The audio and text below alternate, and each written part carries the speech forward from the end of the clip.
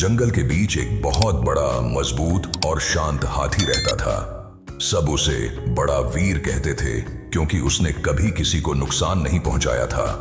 वो हर दिन नदी किनारे जाता, पेड़ की छांव में बैठता और शांति से आसमान को देखता। पर उसके दिल में एक गहरी बात छिपी थी। उसने अपनी ताकत कभी दिखाई नहीं थी। एक दिन कुछ छोटे जानवरों ने उसका मजाक उड़ाना शुरू कर दिया। इतना बड़ा शरीर लेकिन काम कुछ नहीं, डरपोक है, शेर से भी नहीं लड़ता। हाथी ने मुस्कुराकर बस इतना कहा, हर ताकत दिखाने के लिए नहीं होती। दिन बीतते गए लेकिन जंगल में सूखा पड़ गया। नदी सूखने लगी और सब जानवर पानी की तलाश में भटकने लगे। शेर, चीता, बंदर सब परेशान थे, लेकिन हिम्मत किसी में नहीं थी कि वो जंगल से बाहर निकलकर नया पानी ढूंढे। हाथी ने कहा, डरो मत, मैं रास्ता बनाऊंगा। सब जानवर हंस पड़े।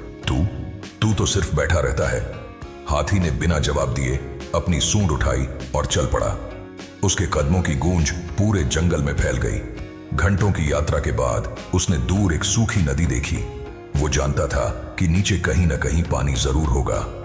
उसने अपनी सूंड और पैरों से मिट्टी खोदनी शुरू की। सूरज तेज था लेकिन हिम्मत उससे भी ज्यादा गर्म थी।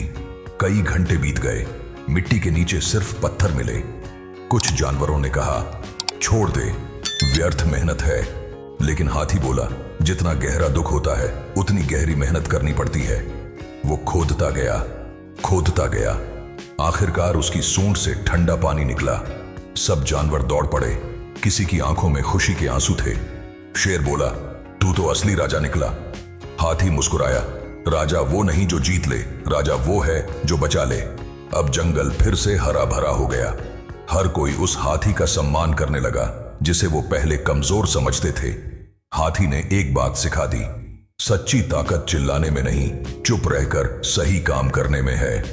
कई साल बाद जब हाथी बूढ़ा हो गया तो जंगल के हर कोने में उसकी मेहनत की निशानी, वो पानी का तालाब अब भी था। नए बच्चे जब पूछते ये तालाब किसने बनाया तो सब कहते, एक शांत वीर ने जिसने कभी हार नहीं मानी। और हाँ, अगर ये कहानी तुम्हें दिल से छू गई हो तो याद रखना, सब्र करने वाला कभी हारता नहीं, वो बस सही वक्त का इंतजार करता है।